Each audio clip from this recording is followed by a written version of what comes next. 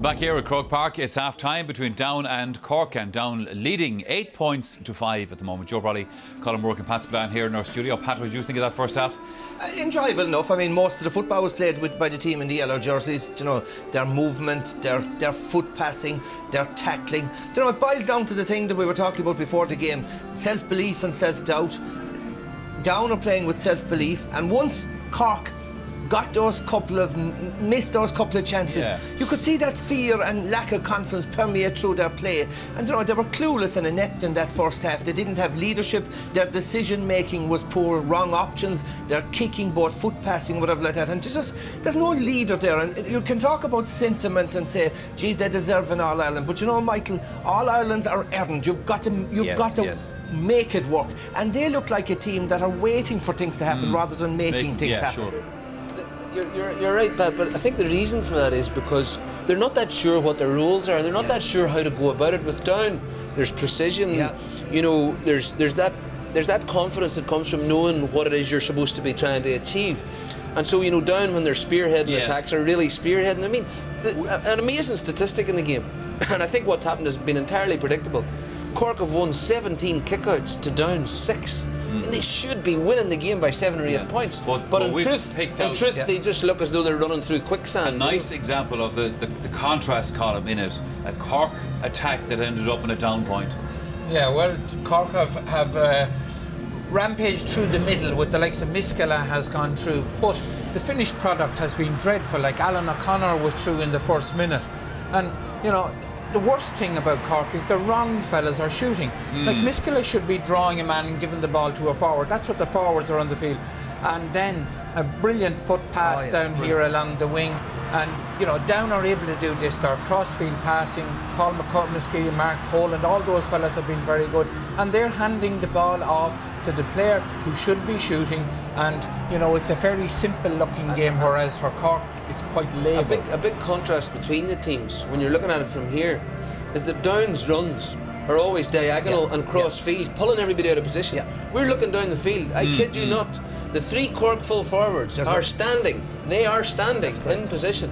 You know, and I mean, that's difficult enough when you're playing one-on-one football, but when you're playing against 12 men behind the ball, I mean, the 2 scores that Cork have got from play are verging on the miraculous, magnificent points. You know? Well, the other thing that didn't move in that first half, Pat, was the goalposts. And Cork seemed to have a problem finding them. I mean, this is an argument I have all year. I mean, these games are still won by the teams who can get the more scores. And I don't know whether there's enough emphasis being put on shooting. But Alan O'Connor, first minute of the game, shouldn't be shooting, but this shooting from the outside of the right foot. Now, you can make a justification for Alan, he's a midfielder. That was a bad miss by Paul Kerrigan. And again, that's an awful kick. He's unopposed. I mean, in senior inter-county championship football, that the team who have probably 50% possession get their first score from play after 31 minutes. But I would agree with Joe.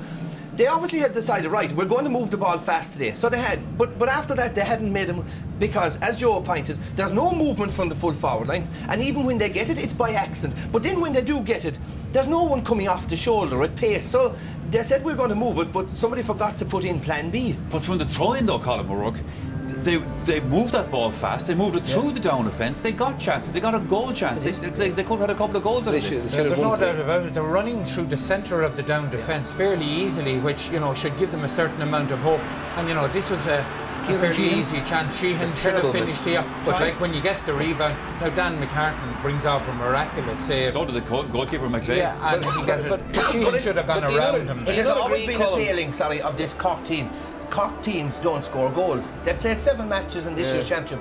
They've got 4 goals, and they've been playing against some poor teams. But do you not agree, Pat, that it's not so much the missing of the goal chance and the missing a couple of the chances? What it does is it sums up the lack of confidence that's in the ranks. You know, if that had been Down coming through there, Danny Hughes or Benny Kohler, the ball would have been the net, the crowd would have been up. As it is, it's been a huge downer for Cork. By the way, Michael, we're not writing them off. Oh no, I know that. I am. You're not. All right, well, Joe is, the rest aren't. We're going to take a break here in the programme. The second half of this year's All-Ireland football final coming up. Now, plus our big competition, because you could be a big cheese in the big apple in a few... It's a busy day here at Cork Park and a busy evening edition of the Sunday game tonight. Now, Des Cahill will be along with a studio audience to reflect on all of the day's events and indeed the Football Championship of 2010. Now, in addition, we'll be visiting the All-Ireland Champions Victory Banquet and we'll be naming the man of the match from this year's final. And all that begins later tonight at 9:30.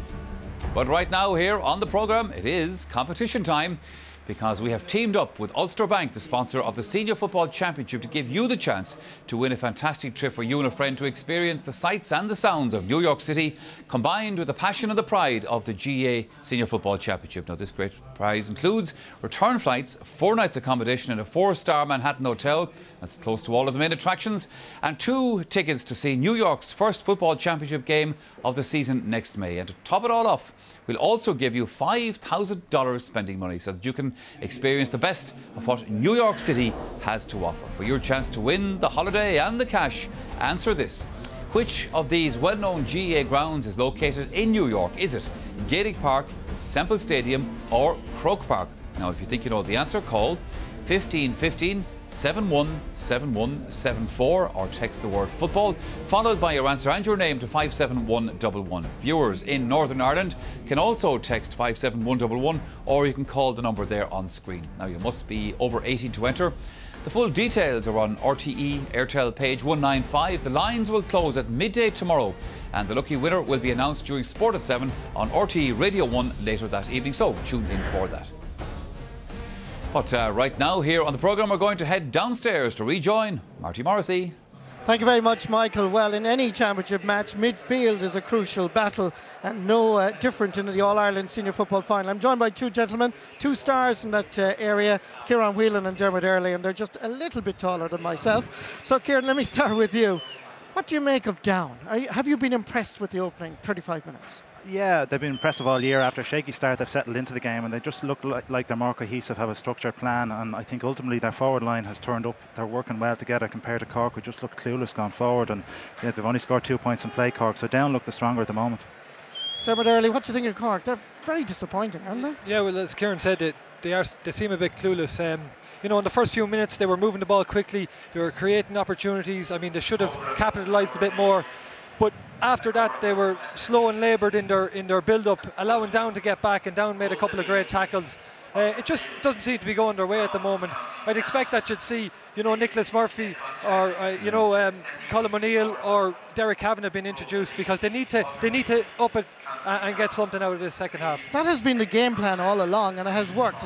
Would you anticipate the same sort of tactical move? They're only 3 points behind. You couldn't rule them out, and they have the strength and depth. They need to make changes because they're just not performing to the required level. And I think Conor Coonan will make changes in this half, maybe 1 or 2 at half time. Be interesting to see. On a tactical strategy sense, Noel O'Leary and Marty Clark, that's a bit of a surprise, isn't it, lads? It is, yeah. Well, people expected maybe Michael Shears or Cadigan to pick him up, and he's fouled them a couple of times, and they've converted frees, you know. But, you know, ultimately I think it will come down to the last 20 minutes to strength and depth, and if Cork make the necessary changes, they may still win ugly. Dermot Earley, Cork or Down? I'm going to go Cork, but they need to up it. Kieran Whelan? Sticking with Cork. There you have it. That's the view from the sideline. We'll go back to Michael. Thanks, Marty Morrissey. The Cork team back out, just waiting for Down for the moment. We've been talking about Cork not moving the ball, etc., and so forth, but the reality of it is, Joe Bradley, they've been under pressure as well, and Down have made sure of that. Well, it's just, you know, Down's game plan is putting them under pressure. And change the Cork team. Sorry, George, to interrupt you. That's Nicholas Murphy who's on for the second half. We don't know for who yet. Just have a quick troll around. Well, not that they're particularly not that they're particularly struggling for midfield possession. I mean, they're really wiping Down out in that sector. But the problem is, you know, we've seen this happening against Tyrone before, where the opposition's winning a huge amount of ball around the middle of the field, but not really able to do that much with it.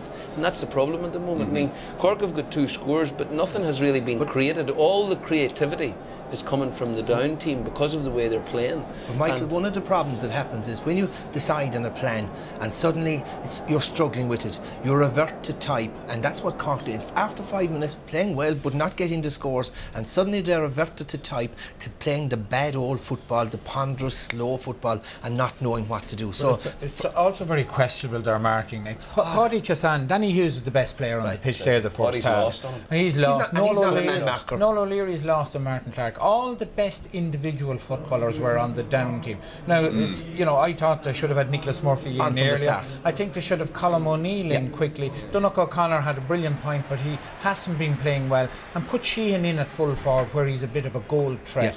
Cork have nothing to lose now by throwing in these players a bit earlier than they normally Cork's best would. football, Michael, was played in the last 10 or 15 minutes against Dublin when they're through caution to win, like I said. That's questionable. I think it is. They introduced Colm O'Neill. He was a target man and they moved the ball Definitely quick. should bring him they in. moved the ball quick and long. Now Nicholas Murphy is there, but Colm O'Neill is the other piece of the jigsaw I think they require.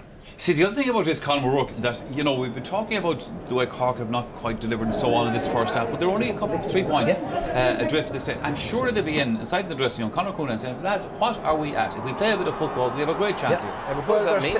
They're staring over the edge now, because an awful lot of these players won't be back here again. They're not going to be allowed to fail continuously. Somebody else will come in and drop a load of them. So, you know, they're playing for their future. Okay, down, as you can see, back out on the pitch in front of an attendance of 81,604. That's some crowd. All ready to go for the second half. It's back to Ger Canning and Martin Carney.